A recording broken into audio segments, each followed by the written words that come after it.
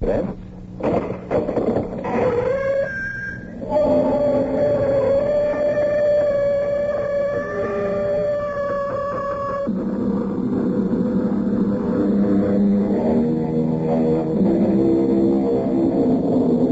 Come in. Welcome. I'm E.G. Marshall. Our tale is about spies. Don't be fooled by the disrepute into which the spy has fallen in the news and in our estimation. The spy has always been with us. Secretly or furtively, he seeks information with the intention of giving it to a hostile party. And for every spy, there is a counter-spy. What motivates them? Greed? That is true of an informer, but not of a spy. Usually it's love of country. Sometimes it's hatred of another. Mr. Ferris, we are in trouble. You are suspected. Well, so you said, but I don't see how. The coded telephone message, it was audited. That is why our plan to destroy the tanker off Galveston failed. 2 valuable men are dead, and the plan failed. Your usefulness to us may be over. After all the information I've supplied to you? For which you are paid substantially. You are merely a paid informer. You have been useful to us. We do not want to lose you as our supplier. And I don't want to be exposed. We would not allow it. You know too much. Before you would have a chance to talk, you would be dead.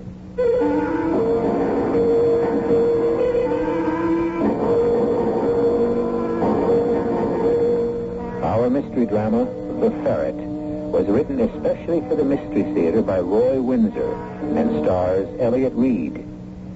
It is sponsored in part by Buick Motor Division and True Value Hardware Stores. I'll be back shortly with Act 1.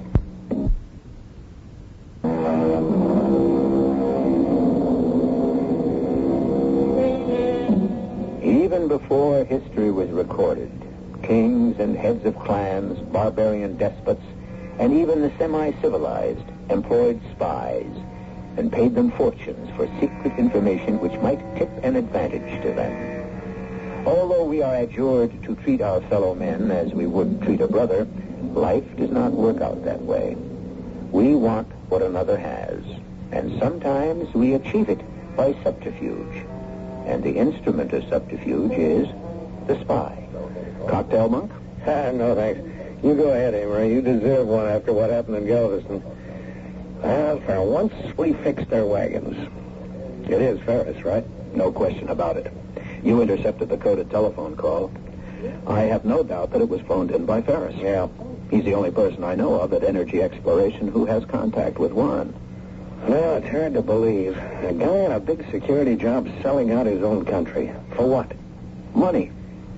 Oh, when do we move in on him? We don't. Not yet.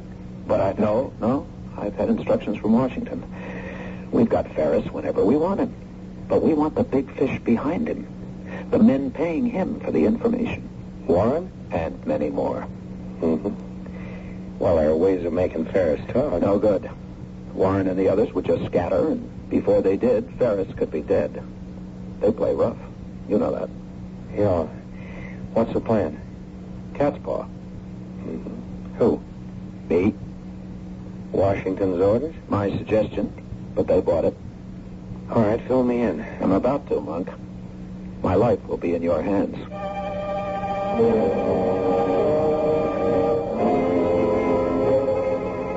You must be feeling pretty good, darling. I am. Had a pleasant day, Laurie? Better than usual. I visited Penny's teacher. Our 12-year-old has been put into advanced study. Well, that's good news.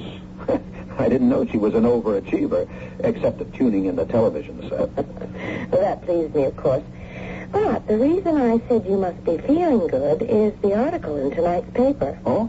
I read a contract on the train, so I didn't buy a paper. What article? It's by some columnist waving the flag about somebody's quick work in Galveston. Ah, the oil tanker. How can you be so complacent about it, Amory? I'm not. It was one of our small achievements. Small? You prevent a tanker from being blown up and you call it a small achievement? It saved our country millions of gallons of oil. 2 of the men who planned the sabotage were killed. Yes, and there are more where they came from, Loris. But we're doing something about it.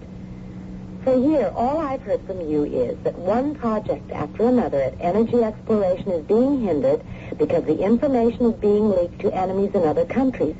You've been worried about it, and so has Clem Ferret. Oh, he's been concerned, all right. Well, I should think he would be. How can it happen? Everyone at the Bureau has been carefully screened. Isn't that where the leak is? How is that possible? If we knew, darling, we'd do something about it. There must be an informer there. Could be. Security is watching every one of us very carefully. Even you? Even me. Even though I'm just the lawyer who specializes in land deeds. Oh, it's got to be some scientist. Maybe some man in geodynamics. Their knowledge of sources of raw energy would be worth a lot to anyone who wants to cripple our energy program. Maybe there's a spy. If there's an informer, Loris, you can be almost certain there's a spy. Then isn't there also a counter-spy? I really wouldn't know, darling. Sometimes you can be so unsatisfactory. There you are, working at a sensitive bureau overrun with informers and spies and counter-spies. Oh, Loris, you read too many spy novels. You don't believe that kind of thing goes on? Oh, probably, in a very business-like way. Spying is a business, just as the law is a business. I don't want to disillusion you. But you laugh at me. Telephones are tapped. There is microfilm. And micro-recorders in tie bars and cufflinks and so on. Yes, I suppose so. But what's important are not those who play the cloak and dagger game. It's the country or the person behind them. We may have prevented one tanker from being blown up and 2 men were killed. They were only tools. It's those behind them we have to worry about. You know more about all this than you're telling me, Amory. I sense it. What is it? Who is it? I don't even dare to tell myself. What? I mean it, Loris. Speculation could be an invitation to a trip to the morgue. Good evening, Mr. Ferris. Evening. You would like something? A cocktail, perhaps? No, thanks. Let's get this over with, Warren. My nerves are a little ragged. Understandable. To some, life is precious. You do not want to lose yours. You might say that. It depends on the plan we have worked out. Perhaps it will succeed, but we are dealing with a very dangerous person, the Ferret, a counter-spy. We assume it is a man. The Ferret? Who the devil is the Ferret? We would give a great deal to know. It is a person without a shadow. You think perhaps this Ferret works for energy explorations? How else to explain the suspicions now directed at you? The intercepted coded telephone message. Yeah. Well, you said you had a plan. Does it involve me? Yes, critically. I pointed out that their counterintelligence wants more than just you. It wants to net those behind you, those I represent. So they wait. We cannot afford to wait. If we destroy the Ferret, the evidence against you is destroyed. All right. What do you want me to do? Look, it's quite simple. You are being followed, of course. Oh? Don't be naive. You come into New York by train each day, isn't that so? Yes, I board at Larchmont, an 8 o'clock train. Good. And tomorrow? Same routine. Also good. Now, when we leave this restaurant, you go to Grand Central, yes? Yes, I'll take the 6:45 home. And with you, you will take a package. All right. What's in it? A detail, and unimportant. Now, tomorrow morning, when you take the train from Larchmont, you will have the package with you. All right. And you will lose it. You will leave it on the rack overhead on the train. And that is all.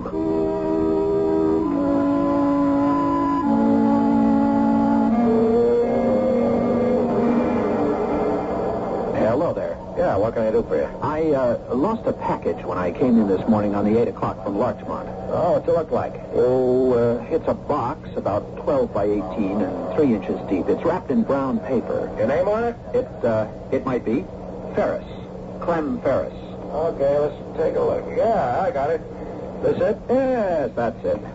Okay, sign here. There you are. And thank you. That's okay. Goodbye. Well, it worked, Amory. How do you feel? Nervous. Did you see the kid with the camera? No. Pretty smooth. 18 or so. I talked to him. He was taking pictures, he said, for some school project. Down in Lost and Found? Oh, sure. He said he'd been all over Grand Central. He likes them light beams that filter down into the upper level. Swell. And he got a picture of me? That's right. Just when you turned away from the guy in Lost and Found. Well, you're it now, Amory. Operation Cat's Paw. Yeah. Now what? We have lunch across the street, and then I have a surprise in store for Mr. Ferris. Well, I'd like to see his face when you walk in on him. I'll be just my pleasant, simple self.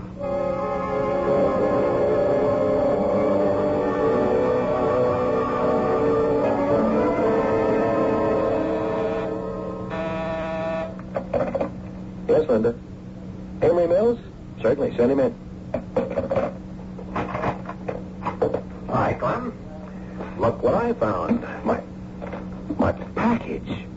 Where did you get my package? Lost and Found. Grand Central. Oh, for heaven's sakes. How the devil did... Don't I deserve a thank you? Of course. I'm just mystified. How did you know I'd lost it? I left it on the train this morning, and I was going to pick it up tonight. I really don't understand. Oh, it's quite simple, Clem. A friend of mine, Ted Palmer, rides the same 8 o'clock you take into town from Larchmont. He's always the last off the train. He saw the package and turned it into Lost and Found. But how did you find out about it? I'm just curious. Well, Ted and I played squash and had lunch. He told me about picking up a lost package. I asked him more about it, and he suddenly remembered your name and that I work here with you. So I strolled over to Lost and Found, picked it up, and saved you a trip. I see. Well, that's something. Thanks, Amory. I appreciate it. Oh, that's all right. I've done my good deed for the day. Linda, try to reach Mr. Warren at his office. Leave a message. I must see him at 5:30 at Gino's on 53rd. Tell him it's important. His face dropped a foot, Monk. What about this Ted Palmer? Don't worry about Ted. I can trust him. I gave him the story we agreed on. Well, didn't he ask any questions? Sure. I told Ted to say he'd found a package left on the train. Then we played squash, and over lunch he remembered the name Ferris. Told me, and I picked up the package to save Ferris the bother. Uh-huh. Wasn't your friend curious? Certainly. But Ted's a good guy, and he'll stick to the story. I told him he'd read all about it one of these days in the papers. Well, he's got to know you're mixed up in something funny, Amory. Like, how come you go out of your way to pick up the package at Lost and Found? Unless he's a dope, he'd have to wonder. He's no dope, and he did wonder. I told him I'd explain later. Oh, listen, stop worrying about Ted. Okay. Well, now I got something for you. Did you know that Ferris is meeting Warren at Gino's? No. Neither did I. I've carved off Ferris's tail, so who except Ferris would know he's meeting Warren? I had no idea. How'd you find out? Phone call? Man or woman? Hard to tell. I'll be darned. Wheels within wheels. It's a big operation, Amory. Do you think the Ferret could be involved in it? Maybe. This cat spa idea sounds like one of his. Or hers.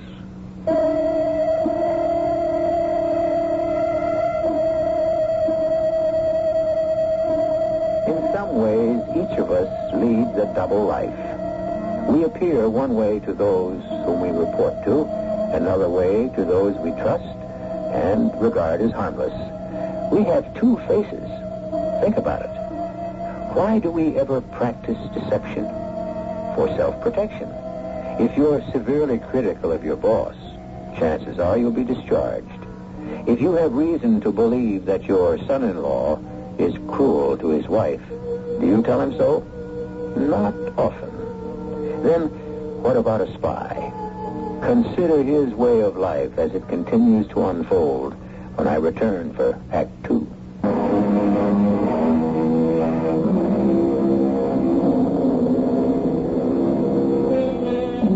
The Ferret is a spy, a counter-spy. He wears a number of faces, one for his wife, one for his employer, another for his friends, to whom he appears to be just an ordinary person, and still another as he goes about his dangerous business. And it is dangerous. His death would go unmarked. Even though we know who Amory Mills really is, we're about to discover what a counter-spy does. The stake is high. It's his life. You are impetuous, Mr. Ferris. You are suspected. We should not be seen together in a public restaurant. I had to see you. The package was picked up at Lost and Found and returned to me. Ah, the plan worked. Wait, you say it was returned to you? That I did not anticipate. We expected the package to be cleaned and examined, but returned to you? That's right. It's odd. We have a picture of the man who claimed it. Here. See this. That's Amory Mills. He's a lawyer for us. What do you make of it? What did he say? A friend of his named Ted Palmer picked up the package. He turned it in. My name was on it. Palmer and Mills had lunch together. Palmer mentioned the package, and Mills picked it up to save me some trouble. That's the story. Yes, it could very well be a story. I don't like it. It sounded straight to me. I spoke to Palmer. He confirms what Mills told me. Either it is true, or your Amory Mills is the counter-spy in your company, the Ferret. Mills? Nonsense. He's just a simple, competent lawyer. Works on land deeds. He's open and good-hearted. I must judge for myself. Can we arrange that? I suppose so. Tonight I will accompany you home, if it is not too much of an inconvenience for Mrs. Ferris. Now, this is what we must arrange.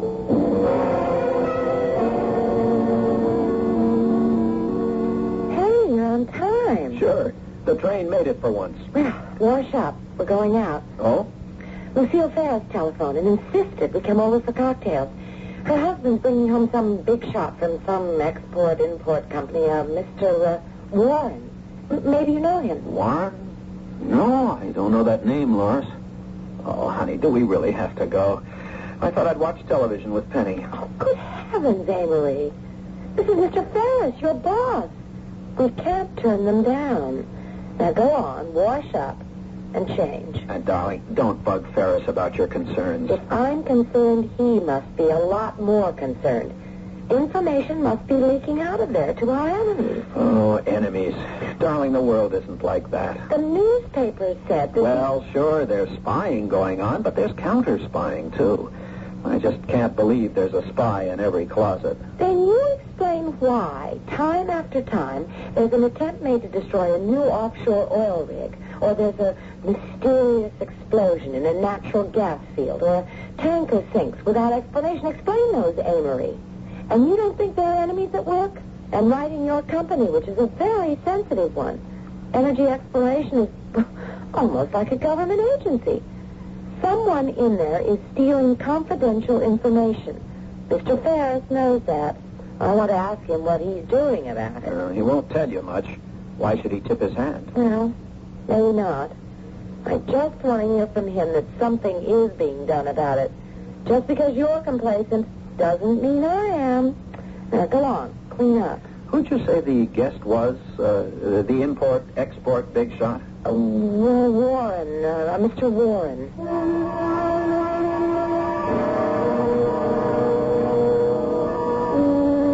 You don't mind my asking all these questions, Clem? Oh, certainly not, Loris. I'm interested that you're concerned. So is Amory, I'm sure. Oh, of course. But security isn't my line of work. You do legal work, yes, Mr. Mills? That's right. I'm one of the lawyers at the company. All those confidential documents. Oh, sure. Land condemnation proceedings. Nothing confidential about those. The suits are tried in the newspapers before we ever get to court. You proceed against the owners? We have to. It's tough on them, but if we have to have the land, the courts condemn it. Well, that is confiscation. The people are paid a fair price for their property, Mr. Warren. It's the greater good for the greater number. Oh, yes. The democratic principle. You don't believe in it, Mr. Warren? It is Warren, isn't it? English name? Yes. On my mother's side. Partly. In this country, I take her family name. Oh, I see. No, you do not see, Mrs. Mills. I am many things. My father was from the Mediterranean. My mother English. My blood is from the desert and from France and England. It is mixed. So are my thoughts about the different forms of government. Here it is the principle of the greatest good for the greatest number. Under a demagogue, a dangerous concept. Hitler preached it. He distorted it. Now, darling, let's not get into that. Don't be a flag waver. Well, I don't know why not, Damery. Loris is a concerned American. Nothing wrong with that, is there? No, but as I was saying to Loris earlier this evening, I just can't imagine that there's a spy in every closet. But something's been going on at Energy Exploration.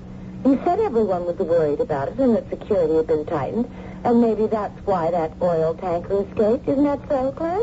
Why, yes, I suppose so. Oh, you must have been pleased. The bureau's been ripped off so many times. Ripped off? Slang for stealing, Mr. Warren. Ah. You suspect that someone has been stealing information, Mr. Mills? Well, I wouldn't really know. As I said, I'm just the lawyer in charge of land deeds, things like that. Well, it's obvious to me. Darling, you have got spies on the mind. You read too much fiction. Well, there's a lot in them, and they're not all that much fiction. Well, I'll join the ladies. And don't be too long, Amory. We have to get the babysitter home. All right, dear. Good night, Clem. Mr. Warren. Good night. Nice party, Clem. Glad you enjoyed it. I wanted you to meet Mr. Warren here. He's an old friend of mine from the time I was an embassy clerk in the Middle East. I told him about the adventures of my missing package. A delightful story. It is like fiction. No, just fact. My friend Ted Palmer found it and mentioned it to me at lunch. I walked across the street to Grand Central and lost and found and picked it up, returned it to Clem. Very considerate. Well, Clem carries important papers from time to time. We don't want them to slip into the wrong hands. Meaning? Loris does get worked up about the Bureau and the series of accidents we've had in the field, but she may have a point. It would be to the advantage of some countries to impede our plan to become energy-free. Yes, I see. It is not a nice world. By the way, Emery, I thanked your friend Ted Palmer this afternoon. Oh, that was considerate of you, Clem. It is a strange story, Mr. Mills. Not really, Mr. Warren. Just a good deed. Now, if you'll excuse me. Of course. We do have a babysitter to get home. Good night, Mr. Warren. Good night. Don't bother to see me out, Clem. I'll say good night to Lucille, and I'll see you in the office tomorrow. That is where he is wrong. What do you mean? He is the man. Amory Mills, the Ferret? Oh, he's just a simple going along. You're wrong. He is a very dangerous counter-spy. We think he is tricked into reclaiming that package. He plays into our hands, only to return the package to you with a story so preposterous you believe it. I ask you, Mr. Ferris, who would hear about a lost package and then go out of his way to pick it up and return it to its owner? I ask you also why this Ted Palmer did not telephone your secretary and say that he had the package. Why tell him Mills? And why wait until lunchtime? Did Palmer speak to your secretary? She didn't mention it. I'll ask her in the morning. Too late. Tomorrow we dispose of Amory Mills. Oh, come on. I don't want murder on my hands. You prefer your own death, Mr. Ferris? This is what you will do. On some pretext, you will have Mr. Mills leave New York.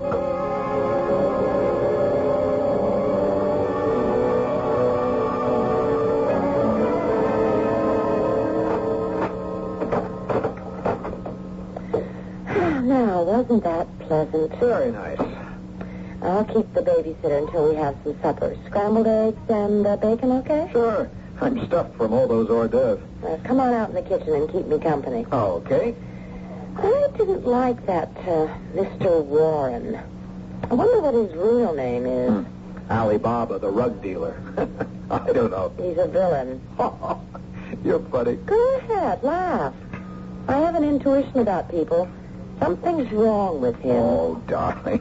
That's just as dumb as saying persons with eyes close together are criminals. Okay. Anything I can do? Stir the eggs slowly. I'm going in to check in with the babysitter.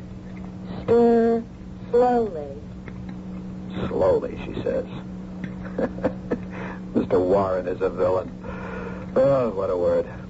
If we could bottle her energy, we wouldn't have a problem. Emily? Yes? You sound upset. What is it? Pam's been here since 4. I was out shopping until you came home from work.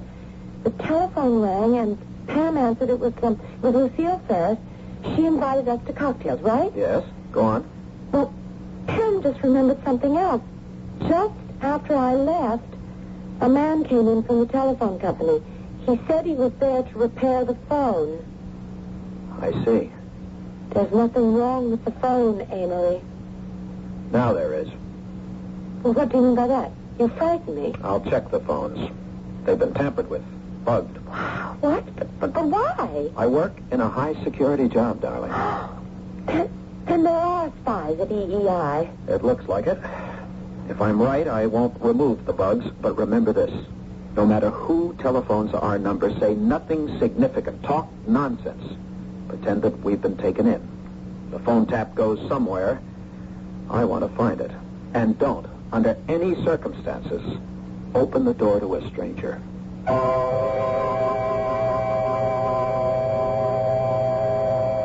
The many faces of everyone, but especially the face of a spy. The word creates an unpleasant picture. We think of a spy as someone dishonorable, and we're right. He's a thief. But the greater thieves are those who employ him. They do it to gain an advantage over others. So in the name of dishonor, the spy exists, never doubt it, and performs his furtive work, and who is to say who is the more dishonorable? The spy or those who avail themselves of his services? I will return shortly with Act 3.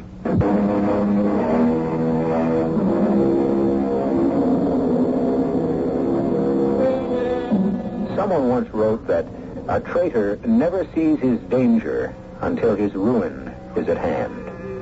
History bears out the truth of the observation. Clement Ferris is a traitor. He is a powerful man in Energy Exploration Incorporated, and he has been selling information vital to our energy research to a spy named Warren. But a bland, apparently harmless young man named Amory Mills is a counter-spy, and the silent, deadly contest between the two has been joined. How it will be resolved, we are soon to discover. Good morning, Amory. Morning, Clem. You wanted to see me? Yes, this is short notice, but I've had a call from young Fisher in New Orleans, the engineer. He'd appreciate it if you'd come down there right away. Oh, well, of course. What's the problem? Well, as I understand it, Fisher's work is being held up because his inventory on steel is low, and when he ordered additional material, the price was increased on him. That can't be, Clem. We have a contract with the supplier. I'll get on the phone. No, I've already done that. I want you down there to settle the problem on the spot. Can you leave before noon? Well, sure. I'll go home and pack and head for the airport. I've already made reservations for you at the Cajun. Not the Roosevelt? Well, you like the Cajun. It's small and intimate. Good luck, and telephone me tomorrow.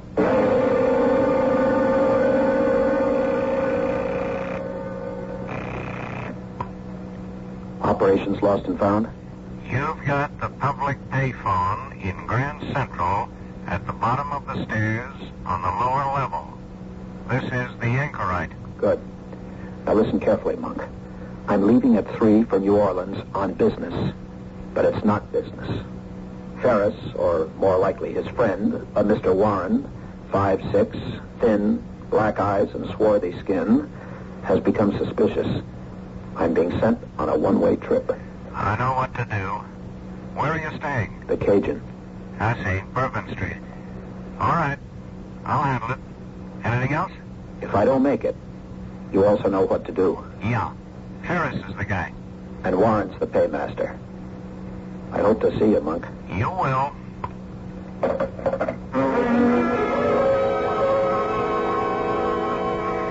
You know something, Amory? I've decided that either you're really absent-minded or that you're devious. Oh, come on. Devious. That means crooked. Me? You know me. I should. But sometimes I wonder, I mean, this trip, for instance. Well, darling, it came up all of a sudden. I told you that. We saw the Ferrises last night. Didn't Clem Ferris say something about it then? No. Why? Because I've never seen New Orleans. And with 24 hours' notice, I could have gone with you. That's why. Oh, well, darling, we'll make the trip together some other time. What's happened now in New Orleans? Oh, nothing very important. That must be important if Clem gives you a few hours' notice and sends you flying off. Darling, it's just some problem with a local supplier of steel we need to complete the installation of a new rig off the coast. Now, can I bring you something from New Orleans? Yes. You. Thanks, Laura. I don't know why, but I've got a very funny feeling about this trip of yours. Oh? I can't explain it. Just be careful. I will. And listen to me, darling. If you hear anything bad about me, ignore it. Will you do that? What? Are you superstitious, too? Not a bit. I'm just telling you. Don't worry about me. And don't worry about anything you might hear. Got that? Henry, you're holding something back. What is it? Look, darling, the work I'm in is sensitive. You know that.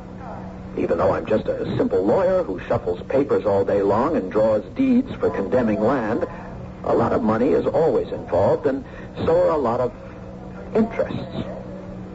Guys can get hurt. You know that. I've told you that before. So be prepared not to believe anything you hear. I can take care of myself. Nothing's going to happen to me.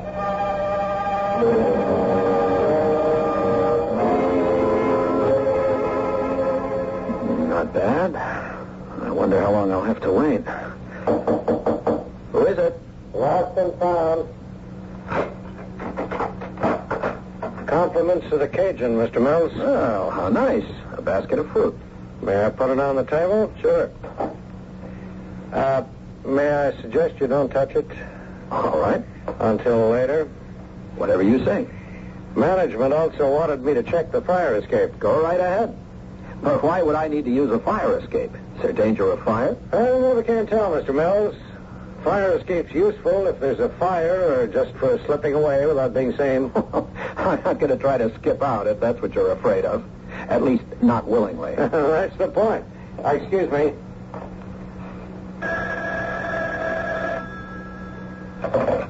Hello? Oh, Mr. Fisher. Well, I'm here, all right. Are you the engineer? I see. Yes, the sooner the better. Come right up. I'm in 211.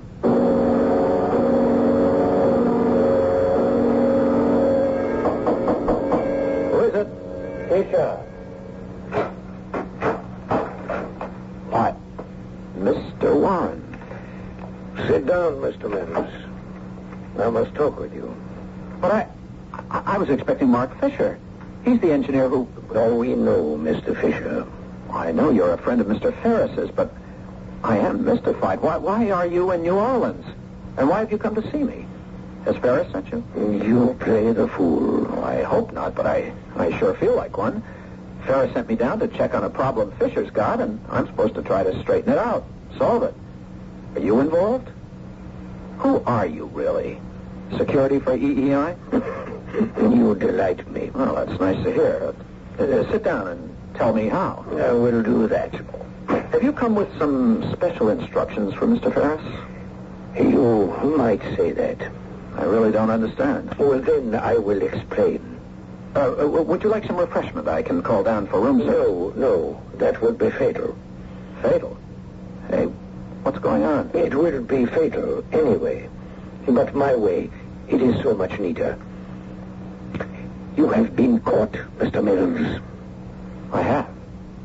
What's the charge? You are not Amory Mills. You are counterintelligence. Are you all right, Mr. Warren? You sound crazy. It is you who are, as you say, crazy. You know who I am, and you know who you are. Of course. You're an import-export dealer and a friend of Mr. Ferris's. I'm Amory Mills, a lawyer who specializes in land deeds. Let's take it from there. I also represent foreign interests. Oh? You play act this so well.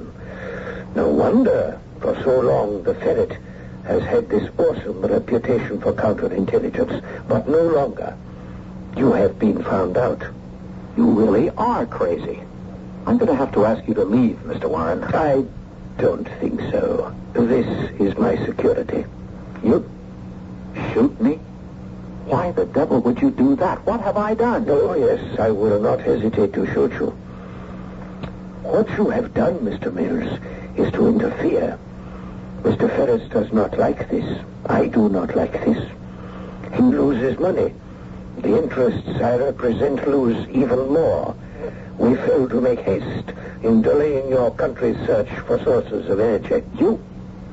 You pay Ferret for information and then sabotage our... Why, that's incredible. You are marvelous. The stage lost a great gift when it lost you, Mr. Mills.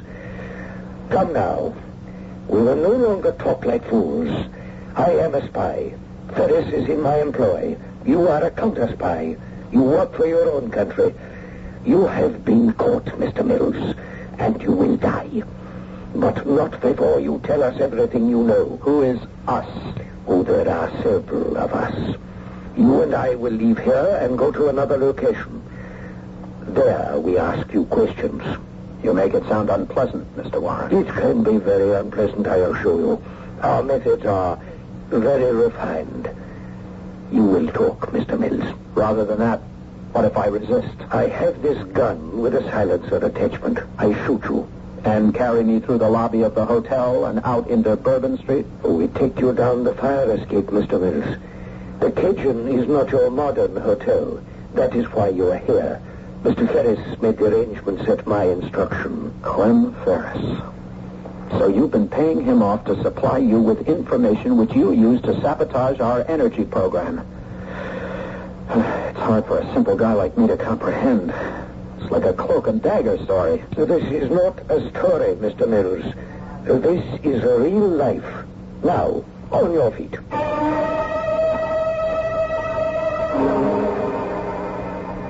What? Oh, Clem. It's true, Lois. I don't know what else to tell you. His body was found in the river. The police identified him from the papers in his wallet. Whoever waylaid him beat him until he was horribly disfigured. Oh, Amory. Amory's dead. But why? Lois, everyone in this company is a potential target for our enemies. Perhaps Amory had been snooping around. Oh, Clem, I don't know what else to say, Lois. I'll see to the arrangements. And don't worry about money. Amory was killed in the line of duty. You'll be well provided for. But without Amory, I don't want to live.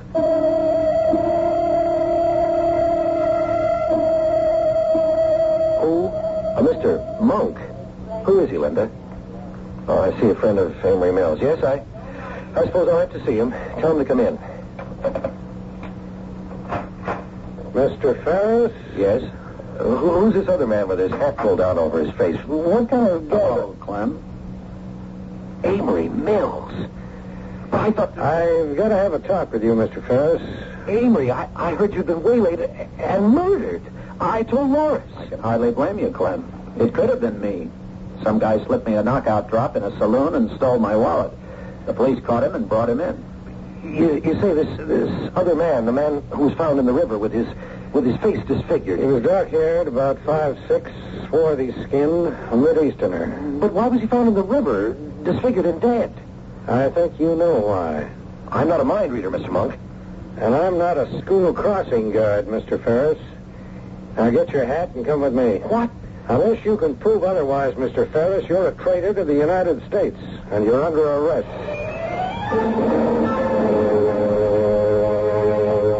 Your wife okay? Yes, thank you. And thanks for New Orleans. Good job, Amory. Also, you mean a lot to us. Well, thanks to you, we got Ferret, Warren, and a whole network of his little assassins. You saw the evening's headlines? Yes. Monk, who really was behind all this? I mean, on our side. I don't know. Some say the Ferret. Why? Well, several things. First, Ted Palmer really did pick up that package of Ferret's and drop it at Lost and Found. Yeah, I know.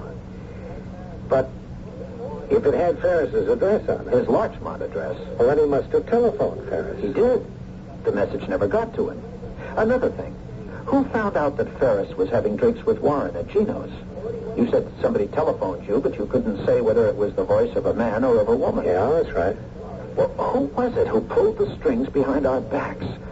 You mentioned the Ferret. Who is the Ferret? Could it have been Ferris's secretary? Linda?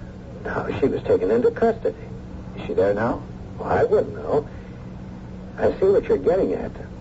The Ferret could be a woman. Could be. And we'll never know.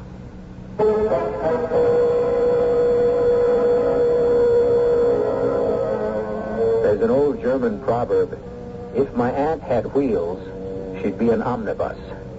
And if each of us was honest, if each of us refused to reach for what others have and we do not, what a moral world it would be.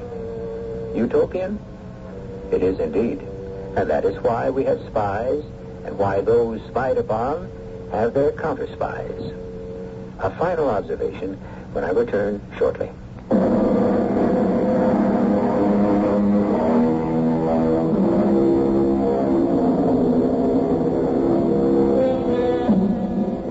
If you have any doubt about the validity of our story, I refer you to the newspapers and magazines and some of their recent reports.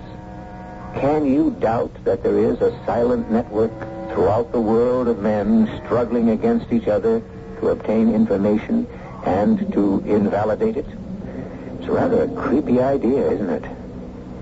Our cast included Elliot Reed, Patricia Elliott, Court Benson, and Robert Maxwell.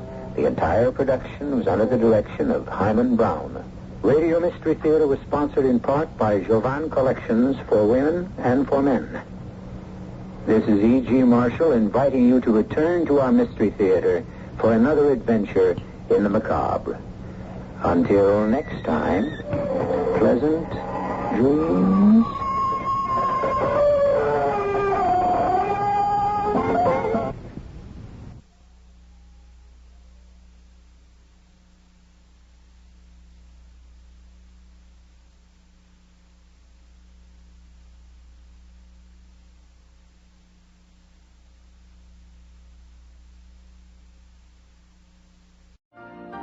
You've been listening to the OTR Gold Network.